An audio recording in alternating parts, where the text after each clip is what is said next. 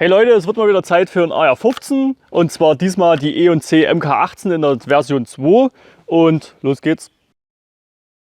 Danke an Begadi für die Leihgabe der Waffe. Für die Reviews haben wir keinerlei Vorgaben und können unsere Meinung frei äußern. Wir erhalten keinerlei geldliche Zuwendungen. Starten wir wie üblich mit dem Lieferumfang.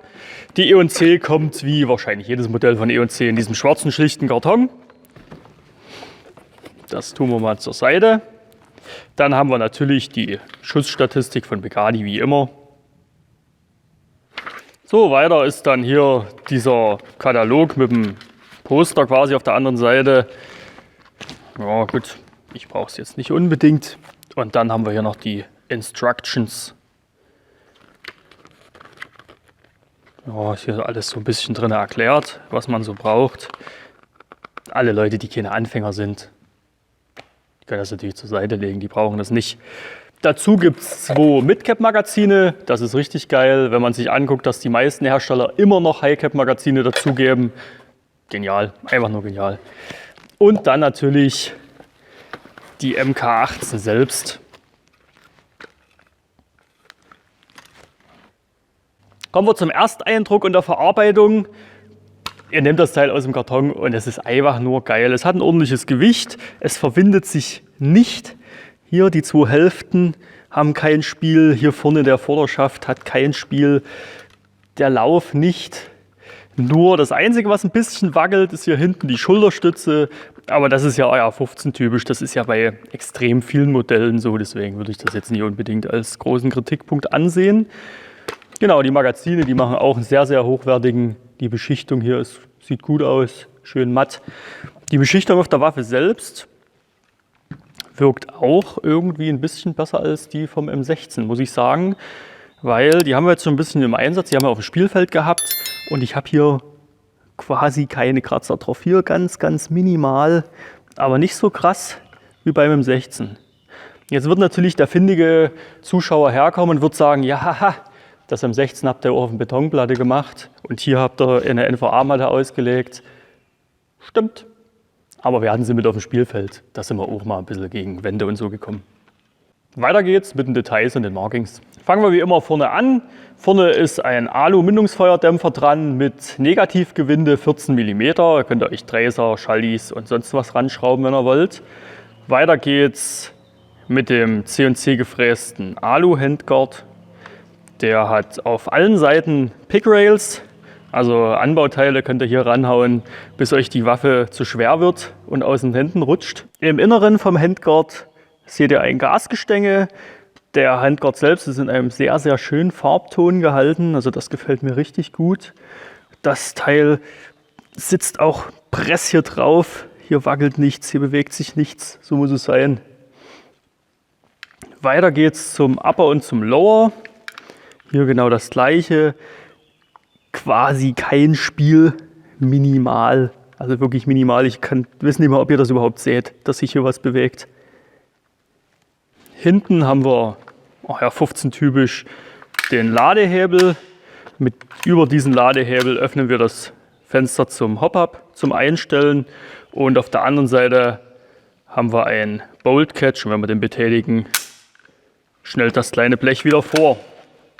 Das ist natürlich richtig geil zum Einstellen vom Hop-Up. Hier haben wir natürlich noch einen Forward Assist. Der ist natürlich wie üblich ohne Funktion. Des Weiteren haben wir noch Flip-Up-Sights. Einmal hier das Korn und hinten die Kimme. Aufklappbar, in der Höhe und in der Seite verstellbar. Und hier vorne auch in der Höhe verstellbar. Das Ganze. Was mir hier aufgefallen ist, ich weiß nicht, ob ihr das sehen könnt. Ja, von der Seite nicht so gut. Ich drehe das Ganze mal um. Dieses Loch hier drin. Ich weiß nicht, ob ihr das erkennen könnt. Also dieses Loch hier drin, das sieht aus wie mit irgendeinem Werkzeug durchgestanzt, welches überhaupt nicht dafür da ist, um irgendwo Löcher reinzustanzen. Also, weiß ich nicht, entweder haben sie das Werkzeug schon seit Ewigkeiten nicht mehr getauscht und es ist einfach abgenutzt, oder die haben einfach einen Schraubendreher hier durchgefeuert. Das sieht einfach nur richtig, richtig schlecht aus. Passt überhaupt nicht zu dem Rest der Waffe. Also, weiß ich nicht, man benutzt sie ja quasi sowieso nie, die sind ja nur drauf, damit sie drauf sind. Zumindest bei den meisten Spielern. Aber das sieht wirklich einfach nur schlecht aus. Klappen wir sie wieder ein. Weiter geht's. Machen wir weiter beim Lower. Hier ist der Mac Release. Der funktioniert einwandfrei. Ist nur auf einer Seite. Nicht beidseitig bedienbar. So, wenn wir einmal auf dieser Seite sind, haben wir hier den Feuerwahlhebel. Der rastet schön sauber in die einzelnen Positionen ein hier. Also so, genau so muss das aussehen und klingen, das Ganze. Kommen wir zum Griff. Der ist aus Polyamid-Kunststoff gefertigt, passt farblich perfekt vorne zum Handguard. Und ja, ist nichts Besonderes, ist einfach ein ganz, ganz normaler AR-15 M4-Griff. Weiter hinten haben wir dann hier die Trageriemenaufnahme für einen One-Point hier speziell. Die ist schön dickwandig. Das ist richtig 1A gefertigt hier, das Ganze, aus Stahl das Ganze. Hier haben wir die Kaselnut, die ist aus Stahl. Die brauchen wir, um ans Federschnellwechselsystem ranzukommen. Hier ist unbedingt darauf zu achten, dass man mit dem AR-15-Tool nicht abrutscht, so wie der Tom das hier gemacht hat. Denn die Buffer-Tube ist nur aus Alu. Und naja gut, das Gewinde ist jetzt hin. Das reicht noch zu, aber naja, sieht schon schlecht aus. Die Schulterstütze ist auch aus dem Polyamid-Kunststoff hier gefertigt. Rastet in die einzelnen Positionen hier schön ein, wackelt aber leider nach links, nach rechts, nach vorn, nach hinten ein bisschen rum. Ist so ein bisschen AR-15 typisch, vielleicht habt ihr eine andere, die hier drauf passt, die nicht so rumwackelt. Hinten kommt dann der Akku rein, das zeige ich euch dann. Und hinten die Endkappe ist schön gummiert.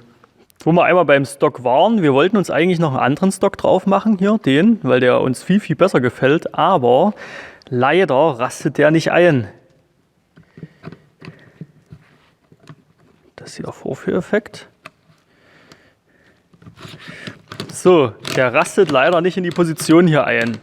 Also da müsst ihr wirklich aufpassen, wenn ihr euch einen Stock besorgt, ob das Ganze dann noch geht oder den Stock notfalls nachbearbeiten. Aber wenn dieser Stift quasi länger ist, wird es natürlich funktionieren. Warum das hier jetzt nicht funktioniert, weiß ich nicht. Also es gibt scheinbar doch einige Hersteller, die das alles ein bisschen anders bauen als die anderen. Das ist ärgerlich, müssen wir eben doch erstmal bei dem Originalen bleiben. Ich zeige euch nochmal ganz schnell das Federschnellwechselsystem, das ist nämlich richtig geil. Dazu könnt ihr vielleicht so ein AR-15-Tool nehmen, müsst ihr nicht unbedingt, geht aber ein bisschen einfacher. Ansetzen das Ganze, abrutschen und das Gewinde beschädigen, wie der Tom das gemacht hat. Dreht er ein Stückchen auf hier, die Kaselnut, dann drückt er das Ganze rein, dreht es ein paar Grad rum und könnt das Ganze hier rausziehen. Dann, ja, die können wir jetzt einfach hier drauf lassen wahrscheinlich, das wird uns nicht stören. Dann schraubt er das Ganze hier einfach auf.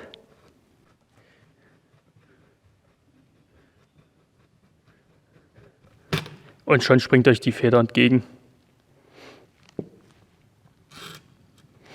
So schnell kann man hier eine Feder wechseln. Also noch besser, muss ich sagen, geht es eigentlich nur bei meiner ICS mit der Split Gearbox. Die klappe ich halt auf, rein, raus, quasi zuklappen und weiter geht's. Aber das ist schon genial. Je nachdem, wie fest man die Kaselnut zumacht, ist das hier quasi werkzeuglos zu lösen, das Ganze. So, einfach wieder drauf gedreht, das Ganze. Kabellage wieder rein. Kabellage wieder rein, habe ich gesagt. Ansetzen. Drehen. Genau. Und dann einfach wieder zudrehen, das Ganze. Ich mache das jetzt wieder mit dem Tool hier ein bisschen fest, das Ganze. Kann man vielleicht, da bin ich mir jetzt nicht hundertprozentig sicher, ob man das vielleicht auch handfest lassen kann.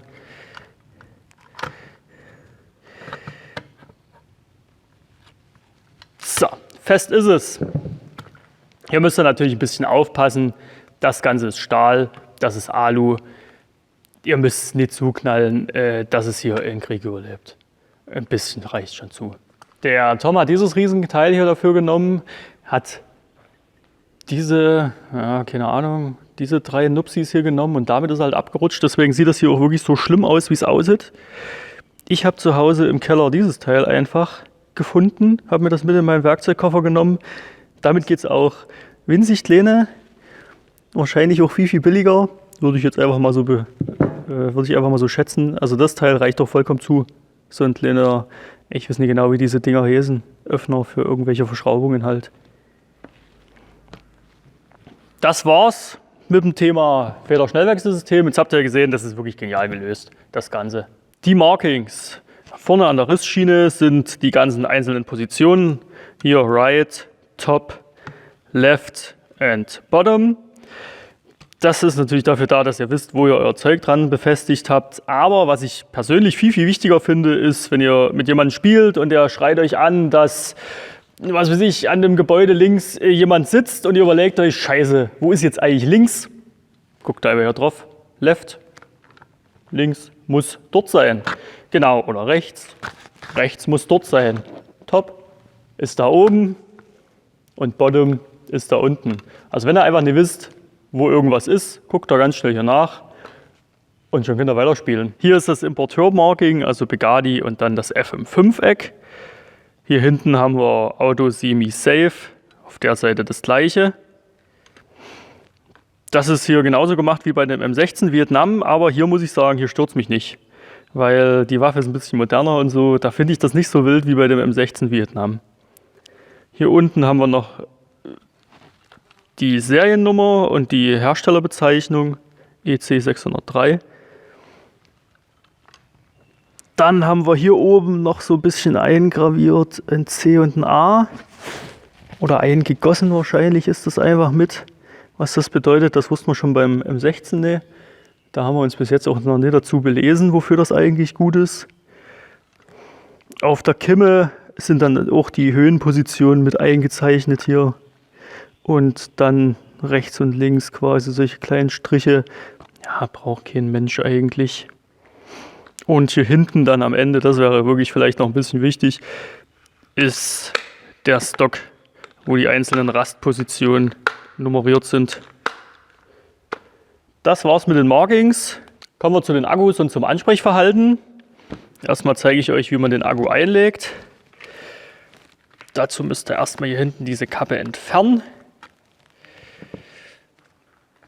Dann entfernt ihr diese Kappe hier. Raus damit. Hier ist mir auf alle Fälle direkt aufgefallen, diese Kanten hier, die haben jetzt nicht unbedingt so viel Sinn. Die erschweren aber das Akku-Einlegen ungemein.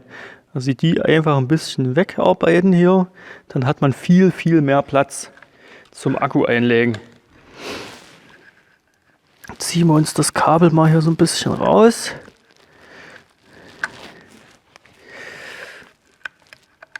Oh Mann, ihr seht schon, das macht sich richtig geil. Ein paar Sekunden später. Willst du das jetzt wirklich alles drinnen lassen? Eine Ewigkeit später. So, jetzt habe ich es endlich geschafft. Manchmal stelle ich mich auch einfach an wie der erste Mensch. Hier haben wir ein AMAX 2200 mA 7,4. Da können wir die Zellen hier zur Seite schön rein. Dann popeln wir die ganzen Kabel.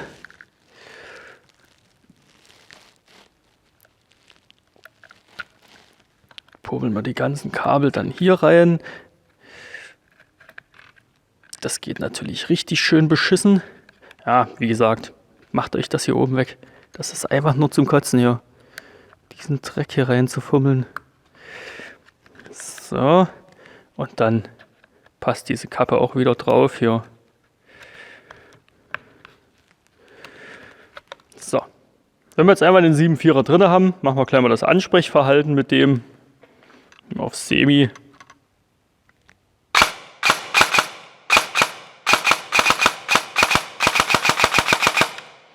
Das ist natürlich super. Durch das Rohr geht das Ding natürlich mit dem 7.4er einfach nur gut. Gehen wir zum nächsten. Ich fummel das jetzt mal raus. Das müsst ihr euch jetzt nie angucken. Machen wir weiter mit dem Imperio 11.1er 1400 mA. Hier ist ganz, ganz wichtig, der Motor zieht einiges an Ampere. Das bedeutet, hier kann man nicht einfach jeden Akku nehmen. Wir haben zum Beispiel den hier drin gehabt Und weil der einfach zu viel Ampere gezogen hat, hat es den Akku schön aufgebläht. Also der fliegt quasi jetzt in den Müll. Der kann direkt weg. Da verlinken wir euch mal das Video vom Reaper, wo er die ganzen Motoren vorgestellt hat. Da erklärt er das richtig schön, welche Akkus, welche Motoren. So, also hier geht es jetzt wie gesagt nur darum, ob er reinpasst. Aber wenn ihr euch das anguckt, das wird super. Diese Stocks sind ja auch wirklich perfekt für Triple Stick. Schiebt ihr hier einfach rein das Ganze. So, dann verschwindet das Kabel hier mit reingestoppt. Alles tutti. Den stecken wir jetzt natürlich nicht an, weil der hat einfach zu wenig. Wir wollen ja nicht, dass wir den danach auch wegschmeißen können. Einer reicht schon zu. So, jetzt zeige ich euch noch den hier, wie er reinpasst. Hier müssen wir das aber alles ein bisschen anders machen. Da müssen wir den Stock abmachen.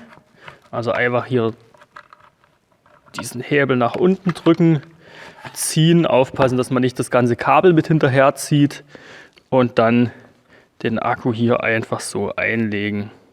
Genau, anschließen, Stock wieder drüber machen, kann man zulassen, kann man jetzt auch aufmachen, je nachdem wie man will, kann man dann sehen, dass die Kabel alle gut reinpassen und fertig ist das Ganze. Der hat jetzt 1200 mAh, ist ein 11-1er 20C. Zum Schluss haben wir noch den 11 1er 1500 mAh 30C. Das wäre jetzt der einzige Akku, den wir da hätten, abgesehen von dem 7.4er hier, der funktionieren würde bei der Waffe. Hier ist aber die Problematik, der passt nicht rein. Die Zellen sind einfach zu breit. Das ist ja perfekt. Ja, also jetzt ist der Stock natürlich ab, aber normalerweise hast du ja noch die Stocktube hier drin. Das passt halt einfach nicht. Lobt's ruhig, lobt's ruhig.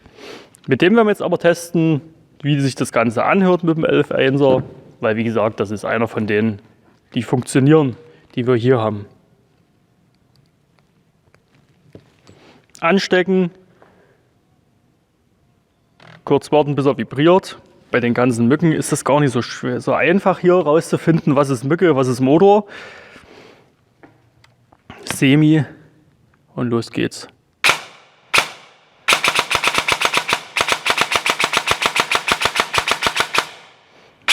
Also das Ansprechverhalten ist, ja, wie bei dem 7.4er, ist durch das Core einfach richtig, richtig gut. Ihr habt hier auch einen Speed-Trigger. Das bedeutet, ihr könntet euch den Trigger noch ein bisschen einstellen über diese winzig kleine Schraube hier, die kleine Madenschraube. Könnt ihr da dann quasi noch ein bisschen weiter hinter, dass ihr nicht mehr so viel Weg habt wie ich jetzt. Das kann man sich dann einstellen, wie man das Ganze will. Zum Klangbild. Man hat hier so ein bisschen Feder nachschwingen, wahrscheinlich wieder mal die hier oben. Ich bin jetzt persönlich keiner, der sich da jetzt großartig drüber beschwert. Also mich stört das eigentlich gar nicht. Ich spiele eine ICS, das Ding kreischt wie Sau. Deswegen habe ich mich da wahrscheinlich dran gewöhnt, dass es einfach verdammt laut ist, wenn ich schieße. Aber wen das stört, der muss halt einfach was dagegen machen, ein bisschen einfetten oder irgendwie so. Das war's mit dem Akku. Kommen wir weiter zu den Magazinen. So, ich habe mal ein paar Magazine mitgenommen. Gucken wir uns mal hier an. Erstmal die Originalmagazine. Midcap, 120 Schuss circa. Die sind einfach gut. Also wirklich, es ist einfach genial, dass es endlich mal ein Hersteller hingekriegt hat, keine verschissenen Babyrasseln reinzupacken, sondern einfach Midcaps. Und dann sogar noch 2 Stück. Also, was will man mehr? Was will man mehr? Fahrt zu E&C und küsst den Leuten einfach den Hintern dafür. Die Magazine gehen gut rein. Am Anfang hier ein bisschen schwer, rasten dann gut ein, wackeln seitlich ein bisschen. Das machen aber hier wirklich alle Magazine. Die feeden gut. Einfach Top-Dinger, einfach Top-Dinger. Dann habe ich hier mein ICS-Magazin. Das geht noch ein bisschen schwerer rein und wackelt noch mehr. Also das ist witzig, es geht schwerer rein und schwerer raus, wackelt aber dann noch ein bisschen mehr. Feedet genauso gut, funktioniert, damit habe ich auf alle Fälle. Also damit habe ich auch schon gespielt, geht einfach gut. Dann haben wir noch unser Magazin von der Ecomark. Das gefällt mir von der Farbe, passt nicht perfekt, aber sieht dennoch nice aus, das Ganze. Das geht, wie ihr gesehen habt, wieder ein bisschen schwer rein und wackelt rum. Geht genauso schwer wieder raus. Und dann habe ich hier noch irgend so ein Stahlblechmagazin. Ich weiß halt leider nicht, welcher Hersteller das ist. Das geht schön smooth rein und auch schön smooth raus. Wackelt aber wirklich Richtig krass. Feedet aber dennoch perfekt. Hatte ich auch beim Spieltag mit, die Dinger. Feedet perfekt. Wackelt rum. Aber das geht wirklich perfekt. Perfekter als die Originalen. Wenn sich hier natürlich dann die Beschichtung wird ein bisschen abgekratzt haben, dann geht das auch alles butterweich rein. So, das war's mit dem Magazin. Weiter geht's mit dem Hop-Up. Das Hop-Up ist einfach über den Ladehebel zu öffnen. Dann bleibt das Blech hier hinten durch den Bolt Catch. Und hier ist das Ganze im Rotary Design, also einfach ganz, ganz modern. Oder besser gesagt, der aktuelle Stand, sagen wir es mal so. Das Ganze ist hier aus Kunststoff, aber ich kann das jetzt eigentlich nie als Negativpunkt aufzählen. Vom Hop-Up her, ihr werdet das wahrscheinlich dann beim Schusstest sehen. Die Reichweite ist gut, die Hop-Leistung ist auch gut, aber wir hatten ab und zu mal so ein paar Ausreißer nach links und nach rechts. Also ich würde hier wahrscheinlich ein bisschen was am Gummi machen. Würde es machen lassen natürlich. Ihr wisst ja, ich hier 2 linke Pfoten und so, damit das einfach wirklich immer straight in die Mitte geht und nicht einfach mal hier. Genau. Wir haben bei unserem Schusstest festgestellt, dass bei 0,30 das Hop-Up schon wirklich am Anschlag war. Also viel, viel mehr würde ich da auf alle Fälle nicht machen, weil es dann einfach den Gummi extrem abnutzt. 0,30 war auch schon grenzwertig. Wenn man natürlich dann hier den Hop-Up-Gummi wechselt und ändert, dann kann das natürlich alles ganz anders aussehen.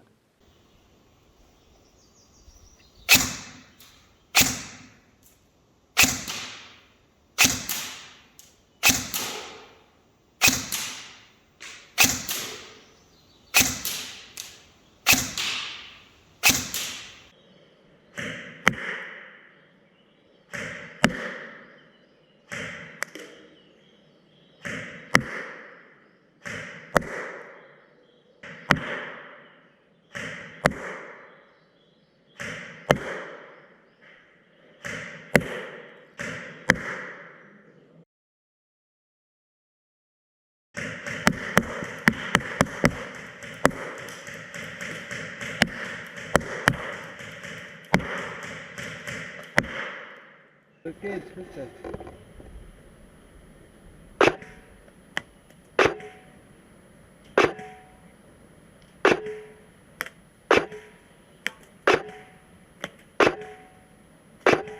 Perfekt.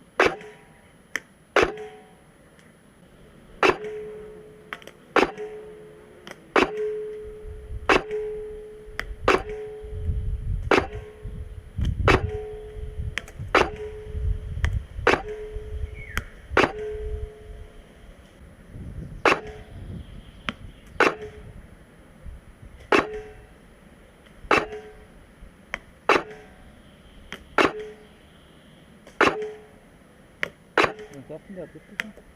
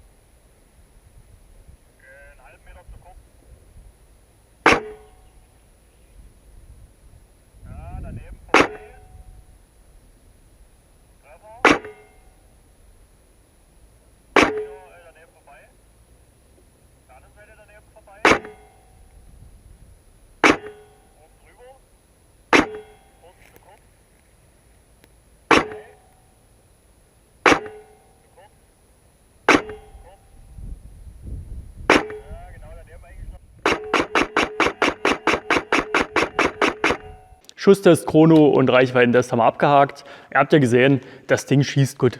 Es schießt Stock einfach gut. Man kann damit spielen, aber durch diese Ausreißer links und rechts würde ich halt schon ein bisschen was am Hop-Up machen. Kommen wir zum Spieltagsfazit. Wir konnten genau einmal bis jetzt mit der Waffe spielen und zwar genau hier in Blässer. Leider mussten wir da eine andere Feder einbauen, weil die 1,8 Joule ein bisschen zu viel waren. Da mussten wir ein bisschen runtergehen. Wir sind dann so circa bei 0,9 Joule gelandet, damit ich auch im Gebäude spielen kann, ohne erst zur zur Sekundärwaffe zu wechseln. Das Ding hat sich einfach super gespielt. Eben von den ganzen Abmaßen her, das bin ich ja schon von meiner ICS gewohnt, so die Größe fast, also jedes Magazin, was ich da hatte, hat gefeedet. Da brauchte ich auch nichts weglegen. Da konnte ich wirklich alles mitnehmen, was ich so hatte, so viel wie ich Lust hatte. Das Ding ist einfach super. Das Teil sieht natürlich auch noch super dazu aus. Also es haben schon ein paar Leute auch geguckt, obwohl es natürlich ein AR-15 ist, was man 100 Millionen Mal auf dem Spielfeld sieht. Das ist einfach so. Aber das Ding ist einfach top. Durch das Core ist natürlich das Ansprechverhalten echt super. Das Ding packst du wirklich aus der Box und spielst los. Wie gesagt, wie wir vorhin schon mal angesprochen haben, Hop-Up muss man ein bisschen was machen. Es ist halt so. Aber mein Gott, das ist ja wirklich was, das kann ja wirklich quasi auch ein Anfänger schon. Da kann sich zumindest ein Anfänger schon dran versuchen. Also, das Ding ist wirklich einfach nur geil. Fazit, positiv. Es hat einen Core verbaut, der Motor ist top, die Verarbeitung ist genial, das Federschnellwechselsystem ist genial gelöst, der Trigger ist einstellbar und man hat extrem viele Möglichkeiten für Anbauten. Neutral, das Hop-Up. Die Kamera ist gut, ja, der Gummi nicht so. Negativ haben wir nichts. Wir haben bei dieser Waffe einfach keine Negativpunkte. Das Ding ist einfach zu gut. So, sind wir durch mit dem Review. Also ich muss sagen, von allen Waffen, die wir bis jetzt reviewt haben, ist das mein absoluter Favorit. Das Ding sieht gut aus. Das kommt out of the box einfach mit guten Internals. Das Ding ist quasi fertig, abgesehen vom Hop-Up. Also klare Kaufempfehlung dafür. Absolut. Gerade also die Version 2 natürlich, das ist ganz, ganz wichtig dabei. Das Ding ist einfach geil. Na dann, wenn euch das Video gefallen hat, haut auf den Abo-Button und bis zum nächsten Mal. Da haben wir sicherlich wieder ein AR-15 für euch. Ciao. Können Sie mal bitte hier das synchronisieren, Mister? Ich synchronisiere mal 1, 2, 3. Wir wollen nämlich heute nie Ostdeutsch reden. Doch, das machen wir, weil anders können wir gar nicht. Das war Chemnitzer übrigens. Finde ich ganz, ganz schlimm, den Dialekt. Also unser ist schon schlimm, Chemnitzer ist Ja, geht schlimmer. aber. Also wenn du jetzt, du kannst... Was geht, Chemnitzer Dialekt? Nee, soll ich jetzt einen ganzen Tag Chemnitzer Dialekt reden oder was? Wie bescheuert ist das denn bitte? Kommen wir zu den Akkus und zu dem Die Markings. Halt's Maul jetzt.